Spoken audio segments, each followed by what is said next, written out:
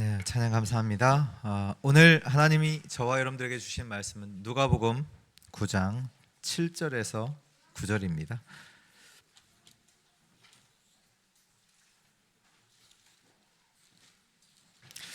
누가복음 9장 7절에서 9절 말씀입니다.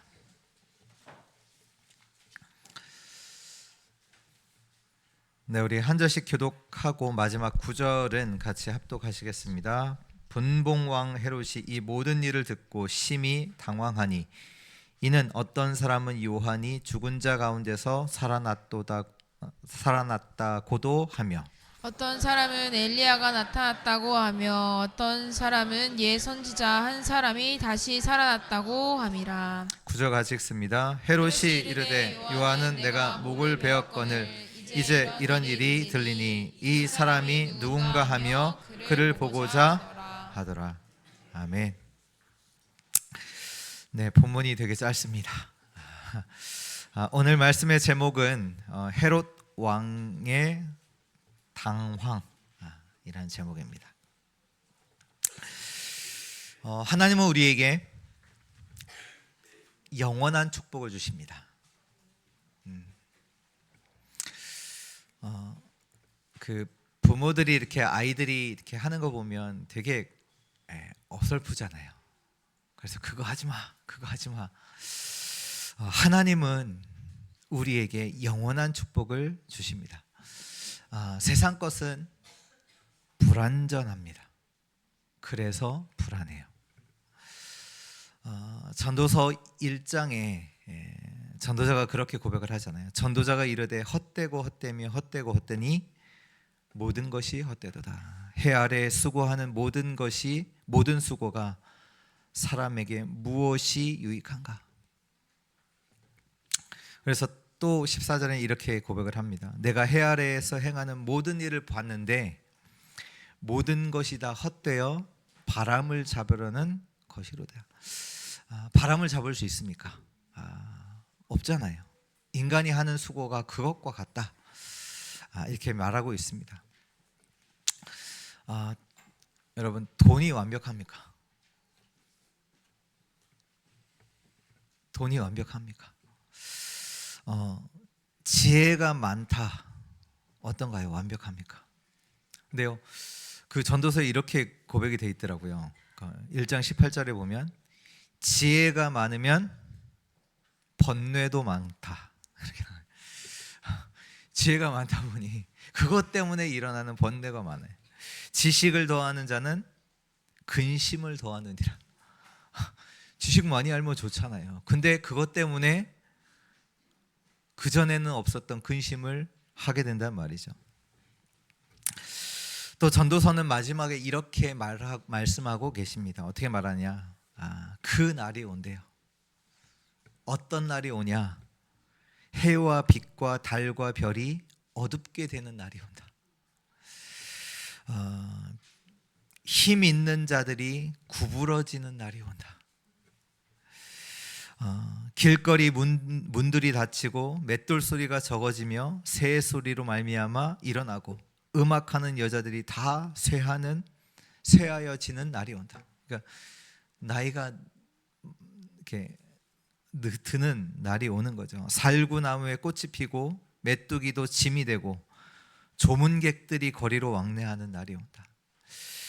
그러면서 은줄이 풀리고 금그릇이 깨지고 항아리가 샘 곁에서 깨지고 바퀴가 우물물 위에서 깨지고 흙은 여전히 땅으로 돌아가고 영은 그것을 주신 하나님께로 돌아가는 날이 오는데 그 전에 기억하라.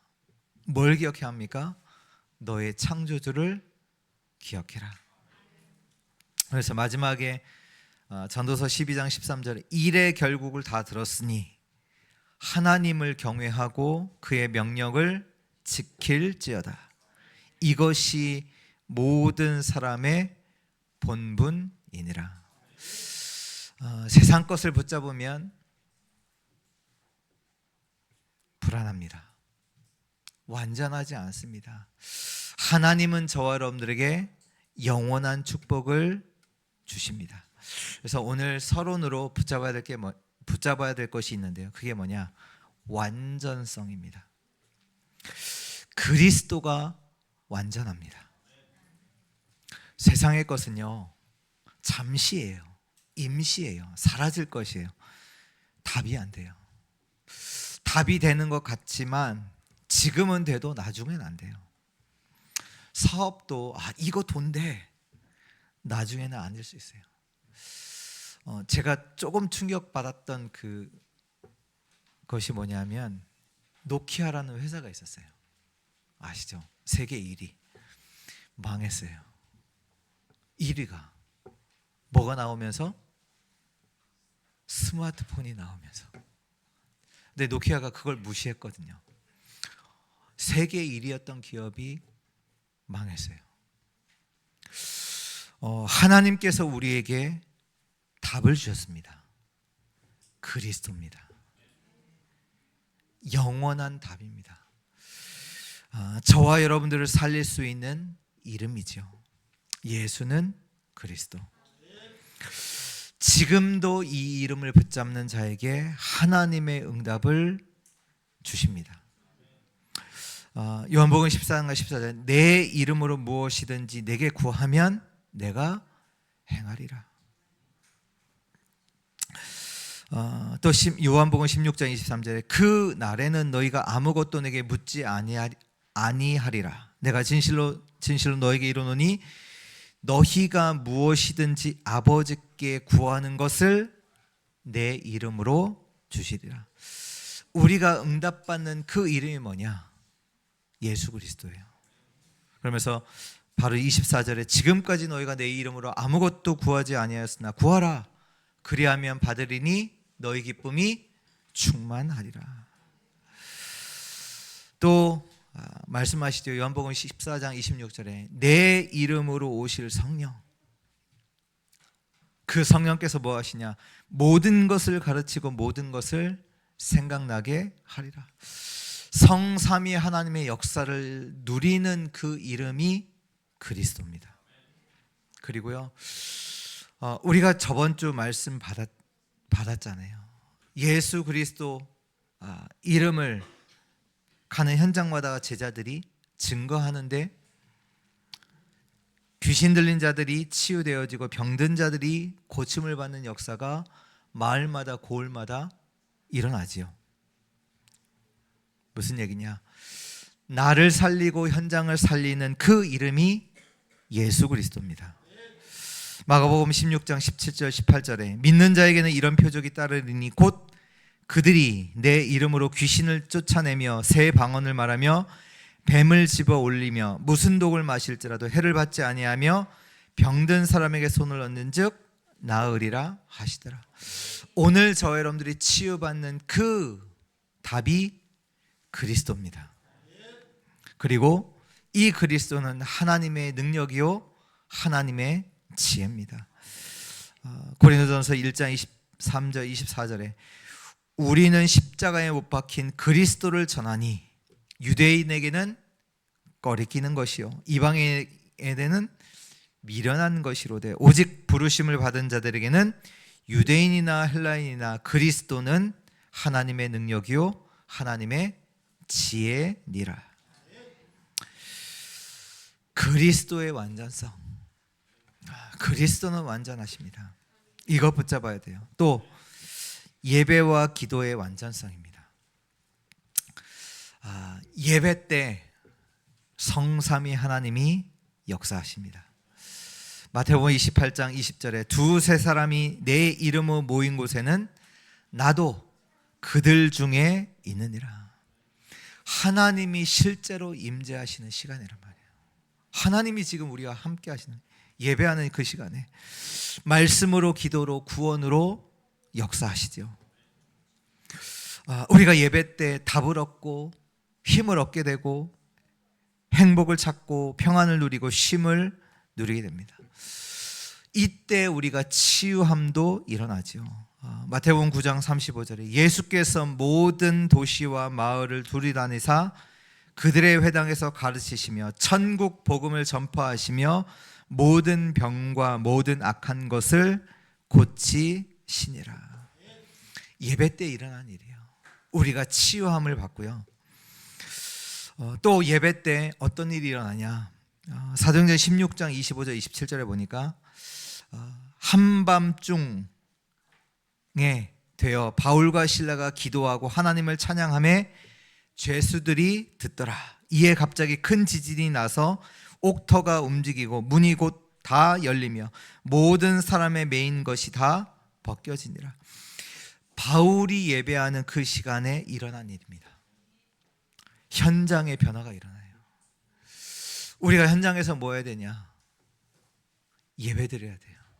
그때 하나님의 현장에 하나님의 역사, 현장을 변화시키는 그 일이 일어나게 됩니다. 또 응답의 완전성이에요. 응답은 뭐냐? 하나님의 나라가 응답입니다. 그 응답이 완전합니다. 하나님의 뜻과 하나님의 계획이 이루어지는 거예요. 기도할 때 어떤 일이 일어났습니까? 다니엘이 기도하는 그 시간에 하나님이 주의 천사를 보내죠. 뭐냐?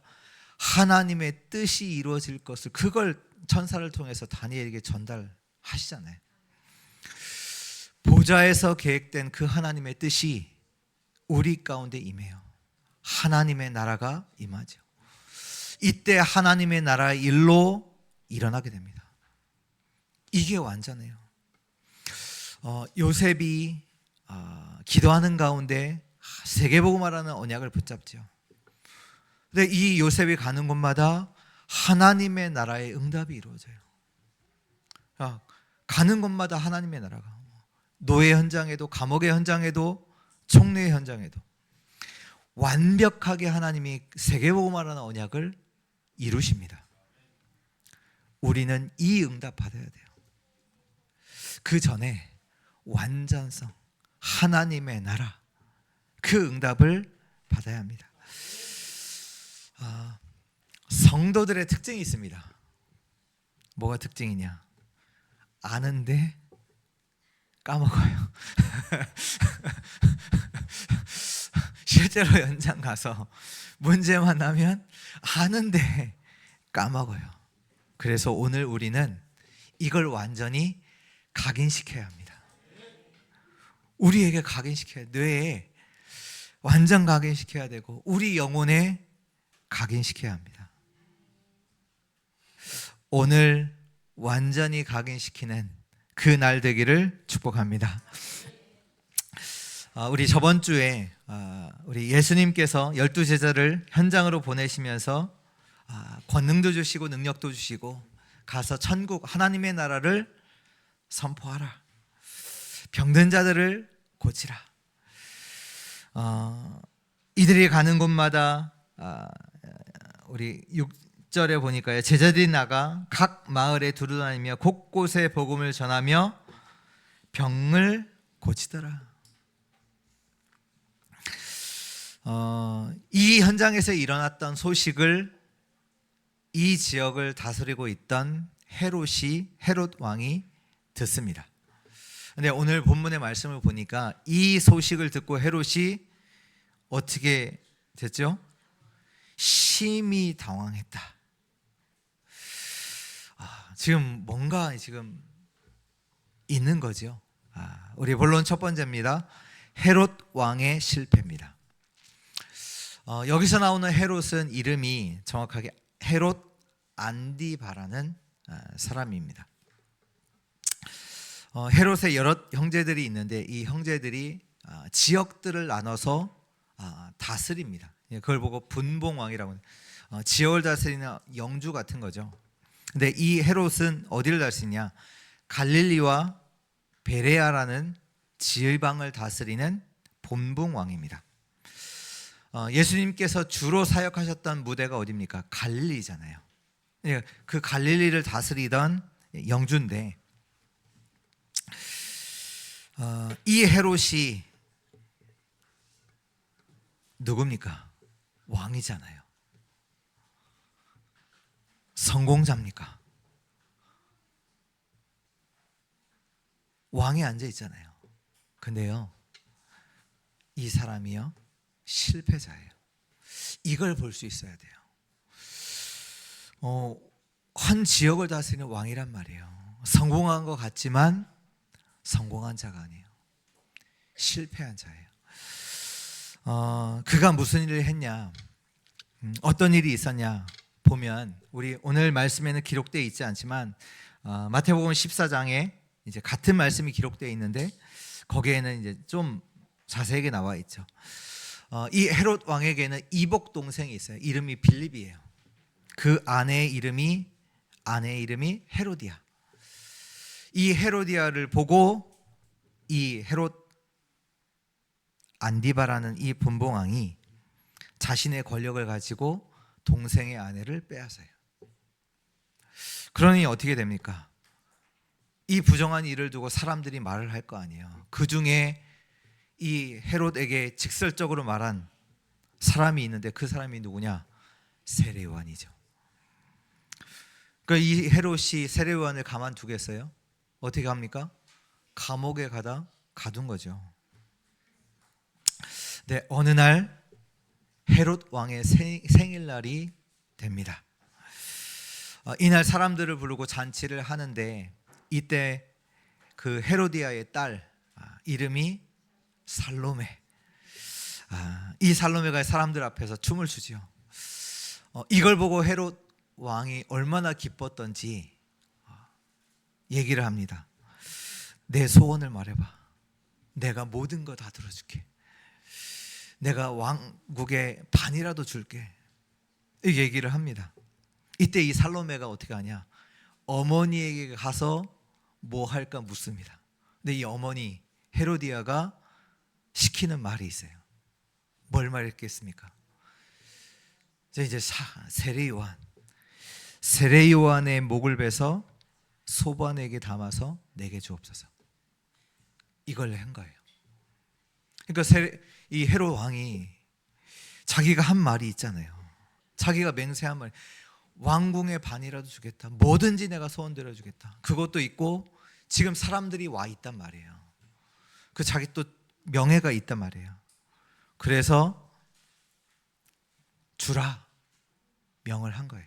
그래서 사람이 가서 옥에 있는 세례요한을 죽이고 머리를 쟁반에 담아서 준 거죠. 정치가 이런 겁니다. 정치가 이래요. 에베소 6장 12절에 보면 그렇게 나와 있잖아요. 사단이 뭐 하냐? 정사와 권세와 공중 권세 잡은 자들, 세상에 있는 악의 영들을 움직인다고 나와 있습니다. 아무도 말할 수 없어요. 뭐 제재하는 사람이 없어요. 이런 현장이 정치하는 현장입니다. 그런데요, 헤롯에게 이게 끝이 아니에요. 오늘 말씀에 보니까 헤롯에게 정신 이상이 왔습니다. 예수의 소문을 헤롯이 들은 거예요. 들었을 때 헤롯이 뭐라고 고백했냐? 그 소문을 듣고 당황하면서 한 얘기가 있어요. 그게 뭐냐? 세례 요한이 살아 돌아왔다. 이렇게 말한 거예요. 예수께서 하신 그 놀라운 일들을 듣고 세례 요한이 살아났다. 이걸 얘기한 거예요.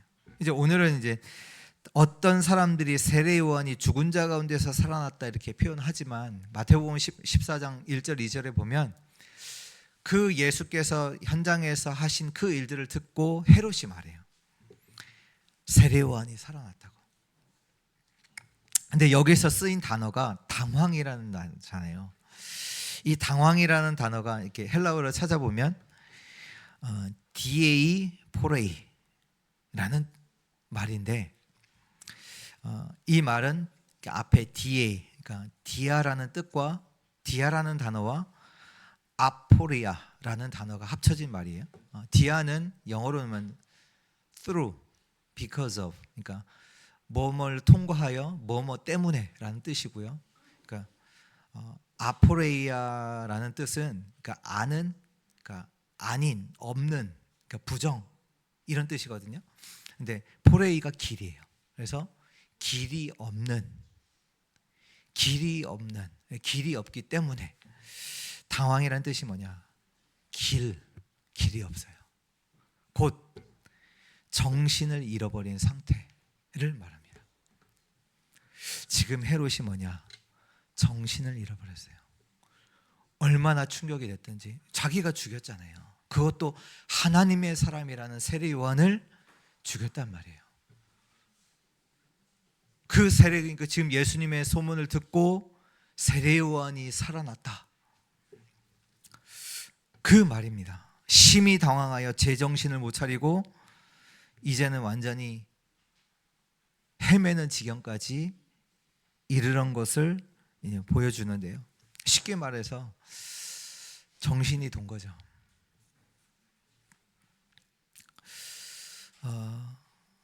여기서 끝나느냐? 그게 아닙니다. 이 헤롯의 문제가 혼자만의 문제가 아니라요, 자신만 실패되는 게 아니라 이가 권력을 가졌잖아요. 그게 뭐냐? 이 문제는 그의 가족, 그의 나라, 후대까지 어려움으로 몰고 가는 겁니다. 얼마 이후에 이스라엘이 망하죠. 그 속에 있는 겁니다. 두 번째입니다. 그리스도를 모르면, 지금 그 갈릴리라는 지방에서 지금 예수님과 제자들 사역을 통해서 무슨 일이 일어나고 있습니까? 하나님 나라가 선포되고 병든 자들이 그리스도 이름으로 치유되는 일이 일어나고 있죠. 현장에 하나님의 역사가 일어나고 있다는 얘기입니다. 갈릴리 중심으로 각 마을마다 고을마다 귀신 들린 자들이 치유되고 병든 자들이 치유되고, 그 마을이 어땠겠습니까? 치유와 회복과 기쁨과 감사와 찬양이, 하나님께 영광이 일어났을 거란 말이에요. 근데 헤롯에게는 어떻게 다가와졌냐? 그 마을마다 일어나는 일을 듣고 정신이 미쳤어요. 세례 요한이 살아났다고. 또 사람들은 말하죠. 엘리야가 나타났다. 선지자 중 한 사람이 다시 살아났다 얘기하죠. 그 말은 하지만 결국 뭐냐? 헤롯이 예수님이 누군지 몰랐어요. 이게 세례 요한도 살아났고 엘리야가 나타났고 선지자 중 한 사람이 나타났다고 말하지만 예수가 누군지를 몰랐어요. 그리스도를 알고 모르는 것은 중요한 겁니다. 그리스도를 모르면 가장 올 수밖에 없는 병이 정신병이에요. 아니, 좋은 일 아닙니까? 기쁜 일 아닙니까? 사람들이 치유되고. 근데 헤롯은 이것 때문에 영적 문제가 와버렸어요. 어떻게 보면 헤롯에게는 이미 와 있는 거겠죠. 동생의 아내를 빼앗고 세례 요한도 죽이고. 그리스도 없는 자는 진노 아래에 있습니다. 저주 아래에 있습니다. 요한복음 3장 36절에 아들을 믿는 자에게는 영생이 있고 아들에게 순종하지 아니하는 자는 영생을 보지 못하고 도리어 하나님의 진노가 그 위에 머물러 있느니라. 또 갈라디아서 3장 10절에 13절에 보면 무릇 율법 행위에 속한 자들은 저주 아래에 있나니 그리스도께서 우리를 위하여 저주를 받은 자 되사 율법의 저주에서 우리를 속량하셨으니. 그리스도 모르는 자는 저주 가운데, 재앙 가운데, 진노 가운데 있습니다. 그리스도가 우리를 저주를 받은 바 되사 율법의 저주에서 우리를 속량하신 줄 믿습니다. 복음이 아니면 안 되는 분명한 이유가 있어야 돼요. 요한일서 5장 12절에 그 말씀하시네요. 아들이 있는 자에게는 생명이 있고 하나님의 아들이 없는 자에게는 생명이 없다. 그리스도가 없다는 것은 곧 뭐냐? 죽음 가운데 있는 것을 의미합니다. 여러분, 생명 있는 나무에게 물은 유익하죠. 그러나 생명 없는 나무에게는 물은 해악입니다. 그렇잖아요. 권력이 나쁜 겁니까? 나쁜 게 아니거든요. 근데 이 권력을 누가 가졌는가? 그렇잖아요. 다윗에게는 이 권력 가지고 살리는 거지만 오늘 헤롯은 이것 가지고 죽이는 일을 한단 말이에요. 요한복음 3장 36절에 말씀하고 계십니다. 아들을 믿는 자는 영생이 있고 아들에게 순종하지 않은 자는 영생을 보지 못하고 도리어 하나님의 진노가 그 위에 머물러 있느니라. 복음 있는 자에게만 생명과 화평이 있습니다. 정말로 그리스도를 아는, 그리스도를 누리는 우리 주의 성도들 되시기를 축복합니다. 세 번째입니다. 인생을 축복으로 바꾸라. 오늘 그리스도 모르는 헤롯에게 영적 문제가 왔습니다. 어떻게 보면 헤롯의 인생을 보면 그 과거, 오늘, 미래가 행복하지 않아요. 과거는 뭡니까? 성공을 위해서 아내도 뺏고 세례 요한도 죽이고, 오늘을 보니까 영적 문제가 와 있어요. 또 미래를 보니까 헤롯이 미래에 뭐였는지 아세요? 예수님을 신문해요. 예수님을 신문했던 자가 이 헤롯 안디바이고요. 그러니 예수님을 죽여야 될 이유 있잖아요. 왜? 세례 요한이 살아났잖아요. 살아있는 세례 요한, 그 죽여야 되는 이유가 있네요. 얼마나 저주 속에 있는 인생입니까? 과거도 아내도 뺏고 하나님의 사람도 죽이고, 지금 자기는 정신에 문제 와 있고, 미래는 또 그리스도를 죽이는 그 일에 있었던 자. 사람에게는 본질적인 운명이 와 있습니다. 이걸 바꿔야 돼요. 오늘 나의 과거, 오늘, 미래를 바꿔야 합니다. 과거는 뭐냐? 오늘의 축복된 발판으로 만들어야 합니다. 과거를 축복된 발판으로 바꿔야 돼요. 이렇게 만들지 않으면 평생 과거에 걸려서 못 빠져나옵니다. 우리의 과거가 환경이 좋을 수도 있고 환경이 나쁠 수도 있잖아요. 안 좋을 수도 있잖아요. 근데 안 좋은 환경이면 거기서 못 빠져나와요. 사람들을 보니까 돈에 약하거든요. 자꾸 속입니다. 그걸 속여요. 가난했기 살았기 때문에 그런 거죠. 근데 넘어서야 합니다. 그러면 어떻게 넘어서냐? 그래서 우리 주신 말씀이 300%예요. 내가 꼭 해야 하는 거, 그거 해야. 또 현장에 꼭 필요한 거, 미래를 두고 꼭 준비해야 하는 거 있습니다. 이거 준비해야 돼요. 특히 우리 렘넌트들은 지금 그 준비하는 시간입니다. 과거에 매여서 아무것도 못해요. 우리 얼마 전에 우리 대학 청년들에게 그 얘기 했거든요. 세계복음화 해야 되는데 아무것도 못한다. 왜? 먹고 살기 바쁘다. 그게 다른 게 아니에요. 과거에 매여 있는 거예요. 나는 시간도 없고 돈도 없어. 물론 과거는 그럴 수 있죠. 근데 지금도 못한다? 그러면 안 되잖아요. 아무것도 못하는, 시간도 없고 돈도 없고 능력도 없고, 그게 뭐냐? 과거에 매여 있는 거예요.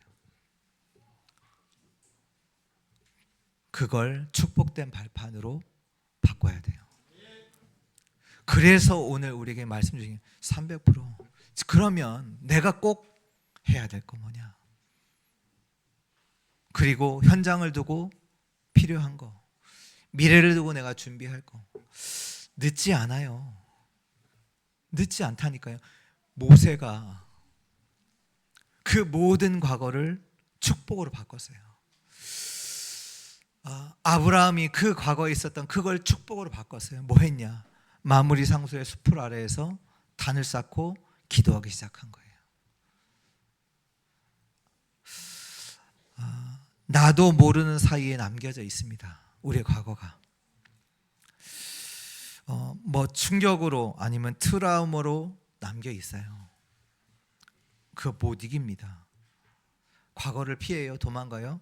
그럴 수 없어요. 과거는 무조건 축복의 발판으로 만드시기를 축복합니다. 그리고 오늘은 뭐냐? 오늘은 미래의 발판입니다. 그러니까 지금 우리가 하는 일이 미래가 된다니까요. 우리가 계속 지금 흔들린다.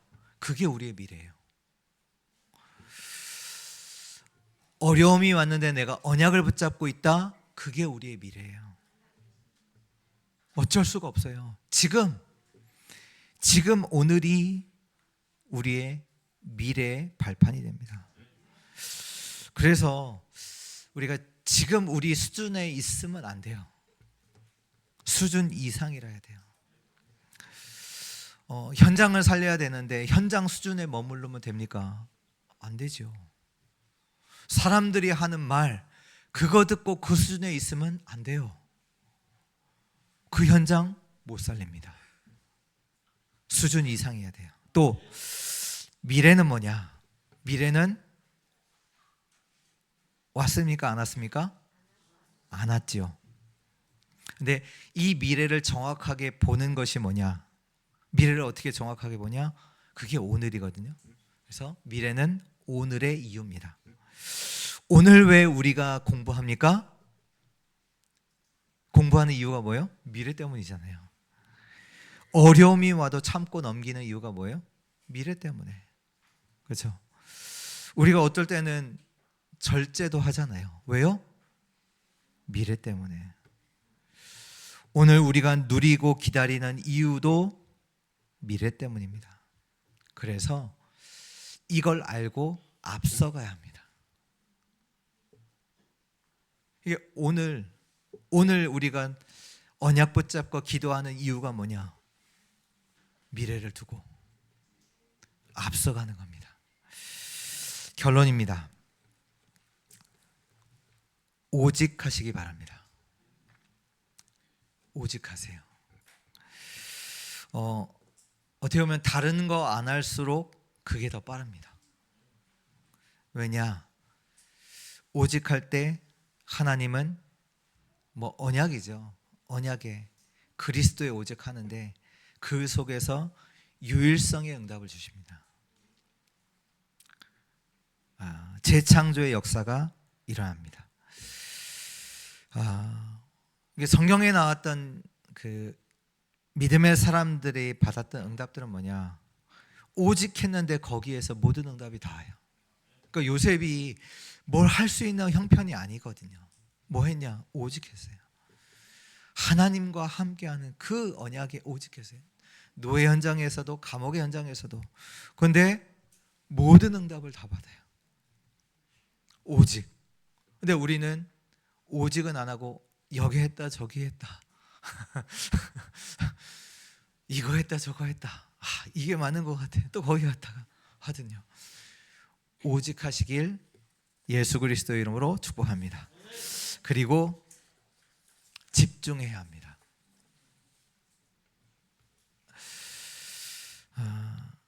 집중하세요.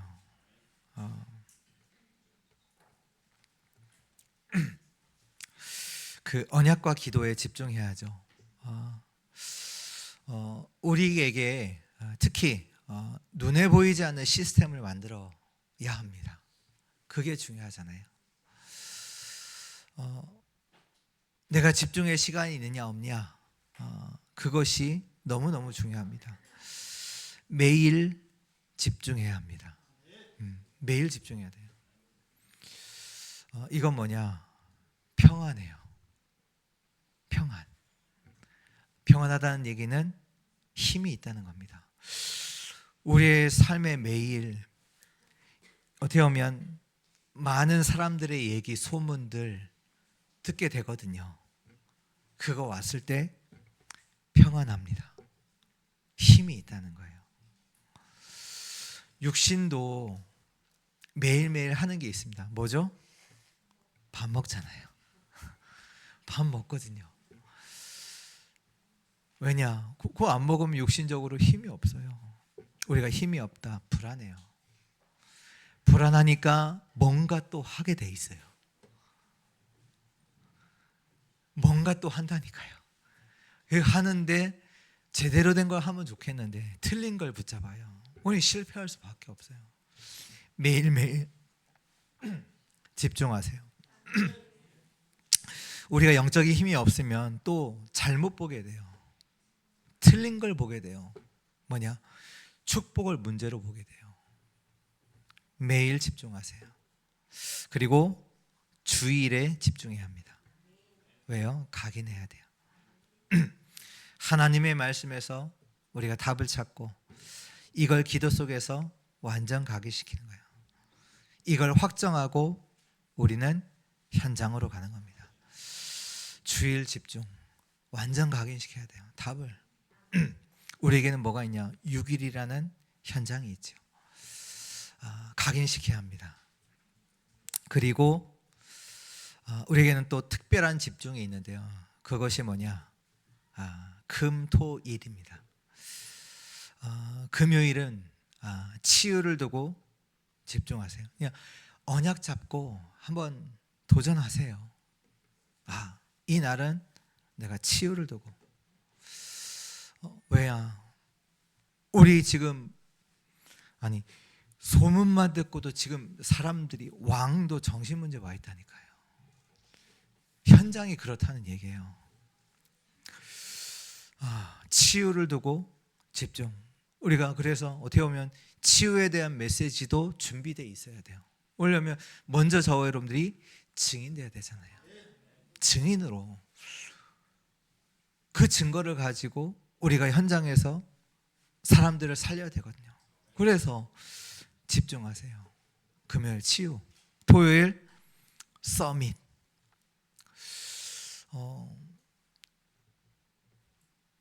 우리가 발자취를 남기는 삶이거든요. 우리의 후대 앞에서 발자취를 증인으로 서야 돼요. 이거 하라 저거 하라 아닙니다. 증인으로 서야 돼요. 그게 뭐냐?